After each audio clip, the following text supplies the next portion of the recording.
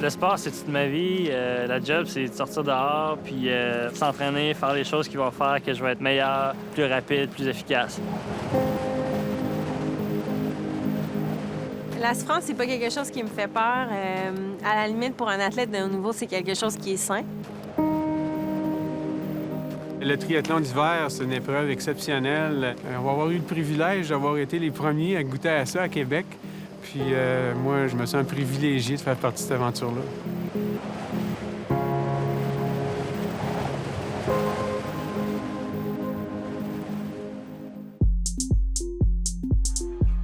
Welcome everyone to the Quebec ITU Winter Triathlon. On a un peloton extrêmement relevé aujourd'hui. I'm from Czech Republic. Slovakia. I am from Concord, New Hampshire, in the U.S. I'm from Russia. The United States. Je viens de la France.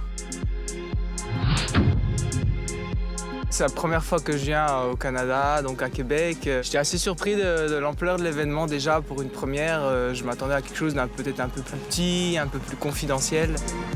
On est impressionné par l'engouement déjà qu'il y a autour de l'événement. Le calibre sera très relevé. On a des Olympiens, on a des gens qui sont sur les équipes nationales de biathlon, on a des gens qui sont sur les équipes nationales de patinage de vitesse, donc ça sera très relevé.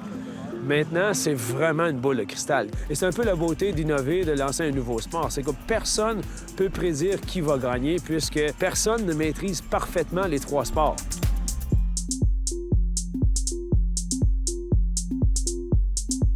Comment va se dérouler la course? Bien, c'est assez simple. Départ à la raquette, 3 tours pour 5 km. Ensuite, patin de vitesse, 28 tours pour 12 km. Et on termine avec 3 tours de ski de fond pour 8 km. Grand total pour la course, 25 km. Here are your athletes. 7e aux Jeux de Vancouver en relais biathlon de Québec, Marc-André Bédard. De faire partie de la première, c'est super excitant. J'ai hâte de me mesurer un peu aux gens qui vont aussi être dans le même bateau que moi puis qui ne savent pas trop à quoi s'attendre. C'est comme un challenge de plus, là, se pointer sur une ligne de départ où tu n'as aucune idée quel rang tu vas finir. Tu espères toujours gagner, mais on ne sait jamais. Two times Olympian in biathlon, de la Slovaquie, Dusan Simoko. Multiple medals on the World Cup of Speed Skating. From Alberta, de l'Alberta, Jay Morrison. 4 times world champion in the bike, run, ski, winter triathlon format. From Russia, Pavel Andreev.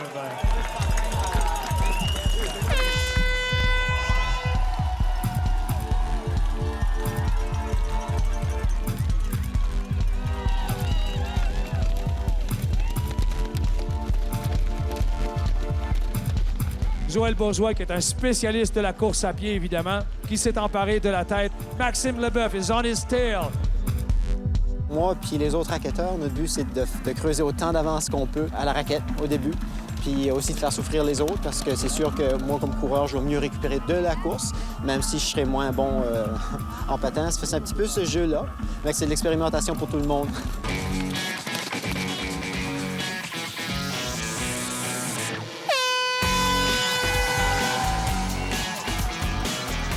Et le départ s'est lancé pour cette grande première.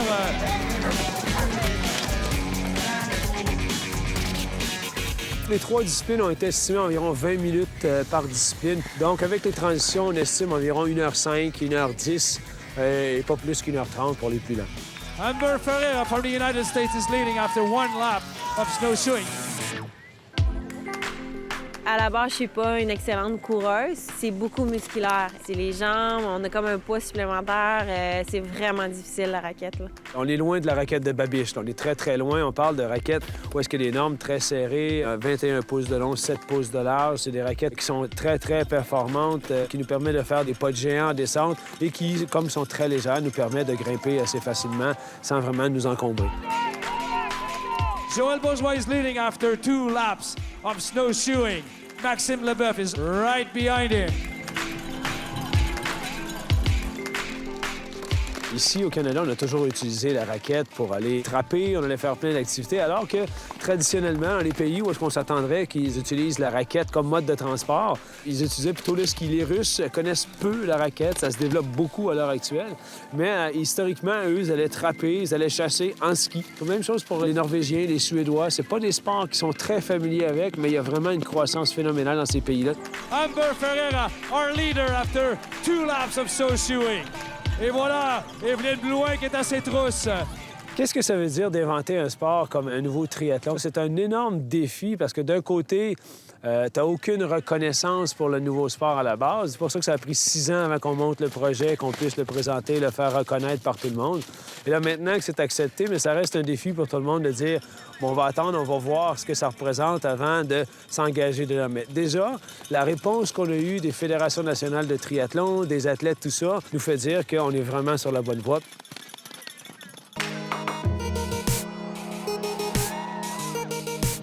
On a inventé le pentathlon des neiges il y a 10 ans. On s'est dit, maintenant, comment est-ce qu'on peut exporter ça? Et là, la décision qu'on a vue, on a dit, écoute, dans le pentathlon, trop complexe, le transport de vélo et tout ça, on est venu au triathlon. Et là, ça fait 6 ans qu'on s'investit. C'est vraiment une passion incroyable qu'on vit tout le monde ici à développer ce nouveau sport-là en se disant peut-être qu'un jour, on va se retrouver aux Jeux olympiques et ça viendra de notre idée de fou qu'on a eue à l'époque. Et voilà notre premier coureur dans la zone de transition, numéro 117. Snowshoe leg completed pour Joël Bourgeois. Là, on va passer de la raquette au patinage de vitesse. En triathlon, évidemment, le temps de transition fait partie du temps total. Là, il y a des choix à faire. Est-ce qu'ils vont utiliser les patins traditionnels, les lames nordiques pour sauver du temps de transition? Tout est possible. Je dirais que c'est pas facile de patiner avec ça, surtout dans les virages.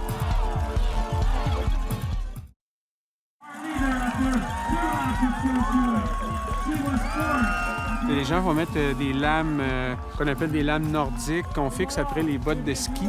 Donc, les bottes que les athlètes vont utiliser dans l'épreuve suivante. Donc, c'est vraiment une lame qui est fixée à la botte de ski puis qui a un peu l'effet clap qu'on connaît des patins longue piste, mais pas de ressort.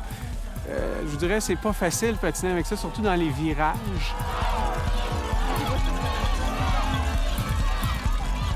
J'ai opté pour des lames nordiques. Je pense que c'est un peu le choix logique dans cet événement-là, étant donné qu'on sauve une transition, si on veut, là, de souliers qui peut être assez longue quand on a les mains gelées ou la fatigue embarque. Là, on a le shake qui pogne. C'est vraiment difficile des fois là, de changer. Si on compare, par exemple, à un patin traditionnel, un patin de vitesse, donc vous voyez, la bottine est très différente, beaucoup plus petite. Vous avez une lame qui est à ressort et c'est pour ça qu'on appelle ça un clap, c'est que ça fait le bruit d'un clap. Et ça, c'est ce que les athlètes aux Olympiques utilisent en patinage longue piste. C'est beaucoup plus rapide dans les virages, beaucoup plus efficace, etc. Donc, évidemment, il faut changer de bottine. Donc, ça demande une transition supplémentaire, mais je pense que ça vaut le coup sur 12 km parce qu'on peut aller chercher 2, 3, 4 minutes si on est un bon patineur. Regardez-moi la vitesse de Julian Morrison. On your marks.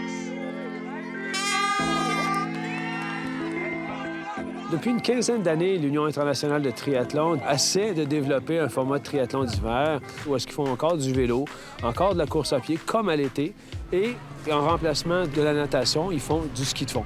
Ça a peu de succès. Je vous dirais, il n'y a aucun Canadien qui a participé à une Coupe du monde depuis, je pense, les derniers 10 ans. Et c'est là que l'Union internationale de triathlon est venue nous voir en disant le projet que vous nous aviez soumis et qui remonte à 2007 à Lauriane nous intéresse beaucoup. Donc, développons-le.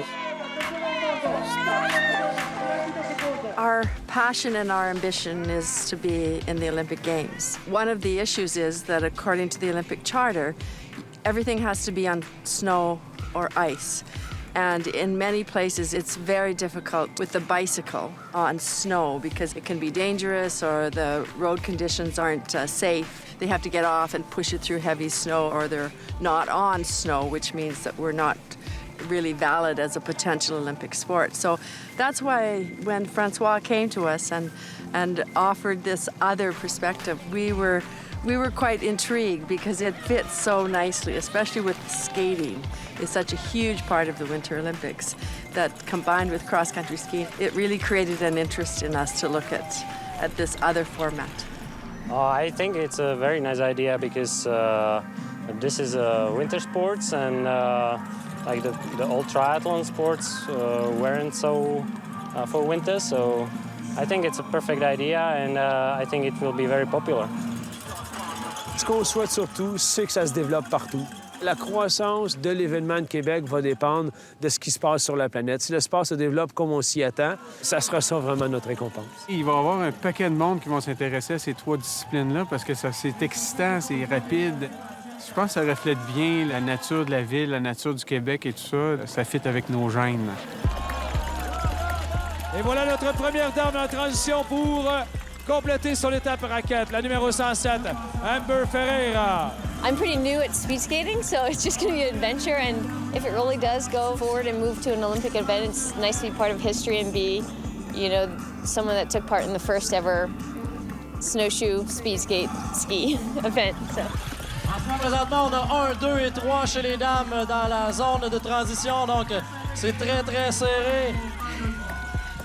Quand on vient de courir 5 km en raquette, on est fatigué d'un point de vue comme systémique. On a mal un peu partout, on est essoufflé. Après ça, on embarque en patin, puis là, c'est les muscles des jambes qui travaillent seulement.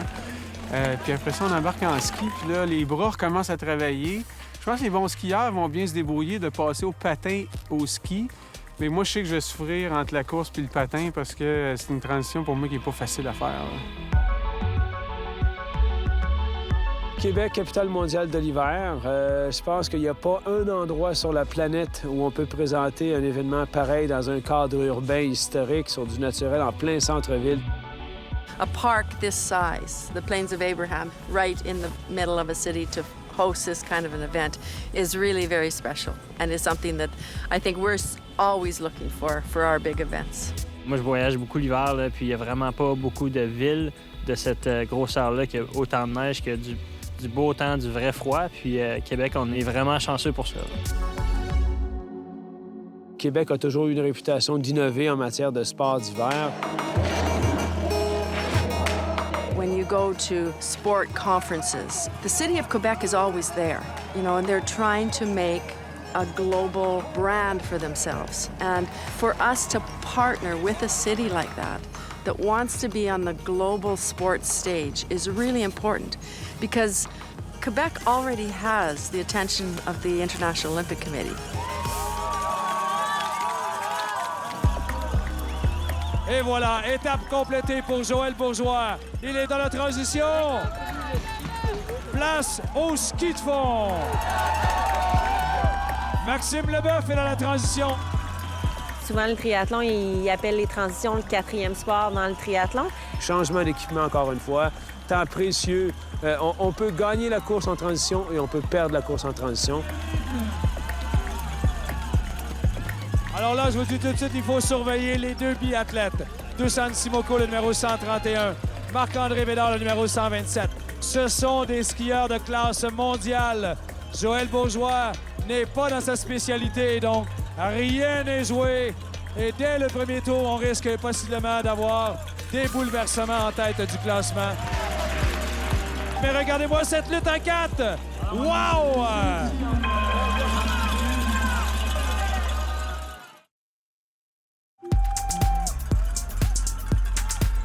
Et voilà notre première dame dans la transition, Annie Gervais. Evelyne Blouin dans la transition, notre deuxième chez les dames. Claude Godbout, la biathlète, elle rentrera dans sa grande spécialité, le ski de fond. Maxime Leboeuf, qui après un premier tour de ski, est en avance. Mais regardez-moi cette lutte en 4. Wow! On sait pas trop qui va mieux s'en sortir dans les 3 sports, mais j'ai un feeling que ceux qui sont des très bons skieurs et qui sont bons dans les transitions risquent d'être les favoris. Pavel Andreev from Russia is chasing the pack.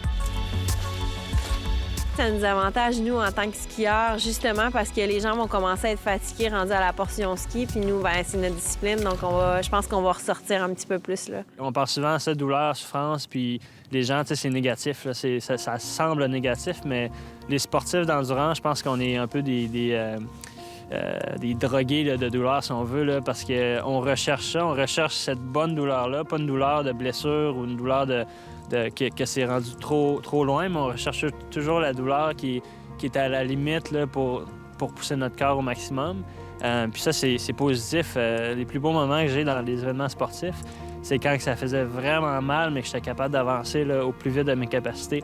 À la fin, là, les derniers tours en ski de fond, c'est certain que je vais être vraiment fatiguée, puis ça va être difficile, mais c'est ça, je fais du sport depuis que j'ai 6 ans, puis les compétitions, donc c'est comme un peu un feeling qu'on est capable de vivre avec là, facilement. De Slovaquie, Dusan Simoko, notre meneur. Et à ses trousses, un autre biathlète, le numéro 127, Marc-André Bédard. Et croyez-moi, avec Marc-André Bédard, rien n'est joué. Il est à l'attaque.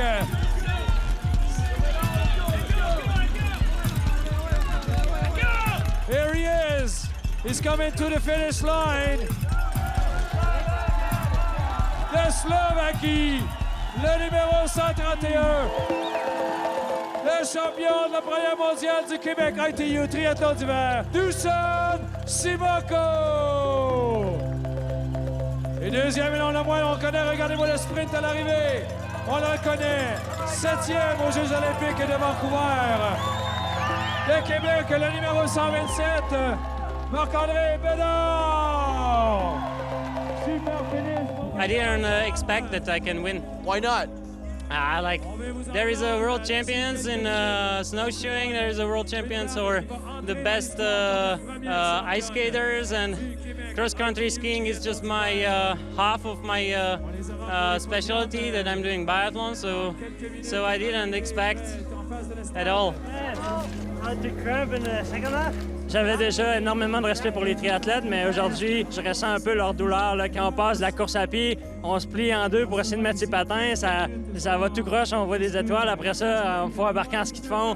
Je me sentais plus niaiseux que quand j'ai commencé à skier quand j'étais tout petit, là, le premier tour. Là. C'est vraiment difficile de faire les transitions comme il faut puis d'être capable de continuer à pousser. Là.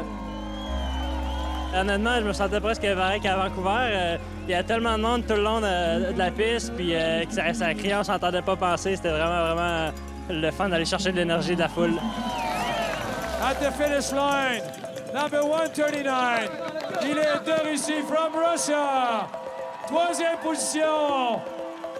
4 times world champion from Russia, Pavel Andreev. Oh, мучение. Надо много тренироваться, чтобы получалось хорошо на коньках.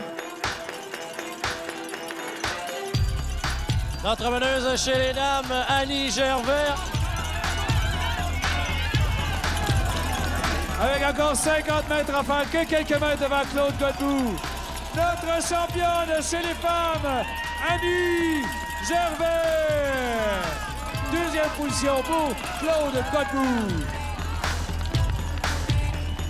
3e position, médaille de bronze. De Québec, Evelyne Blouin. Je suis vraiment contente. Je visais de faire un top 3. Alors là, la victoire, c'est toujours très apprécié. Là. Évidemment, l'organisation est extraordinaire. Les conditions, le soleil, le ciel bleu. Puis la victoire, là, moi, je peux pas demander mieux. Là. Je suis comme ça une nage. C'était vraiment difficile. C'est pas une épreuve d'1 heure et quelques minutes. C'était vraiment 3 épreuves dans le piton, les 3. Là. Où j'ai trouvé ça le plus dur, ça a été en ski. Rire avec moi, là, parce que c'est ma force. Là. Les crampes des jambes, puis je chantais qu'il fallait que la ligne d'arrivée arrive. Là. Le patin, c'est long, c'est dur pour le dos. Difficile, mais ô combien génial. Médaille de bronze, Evelyne Blouin. Je regarde la foule, il y a énormément de monde aujourd'hui. Il y a des participants de 8 pays pour une première édition. Nous sommes extrêmement satisfaits. I really enjoyed every minute of it. There was so much action.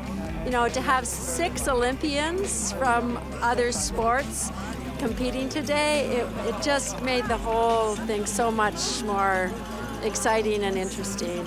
When you actually see these 3 sports put together in this really beautiful venue, it was better than what I expected. la première championne de l'histoire du Québec ITU triathlon d'hiver, Annie Gervais. Lahti en Finlande, Chamonix en France étaient ici tout le week-end. Ils sont prêts, ils ont leur comité d'organisateurs est en branle, ils sont déjà prêts pour leur événement l'année prochaine. Donc, on aura 2 événements en Europe au minimum l'année prochaine. Et clairement, on aura au moins 2 ou 3 autres événements dans d'autres provinces canadiennes. On pense à Edmonton, on pense à Saskatoon. Le triathlon va faire des petits l'année prochaine, on vous le confirme. There is no way that the International Triathlon Union would want to miss out on this opportunity to support this format for winter triathlon.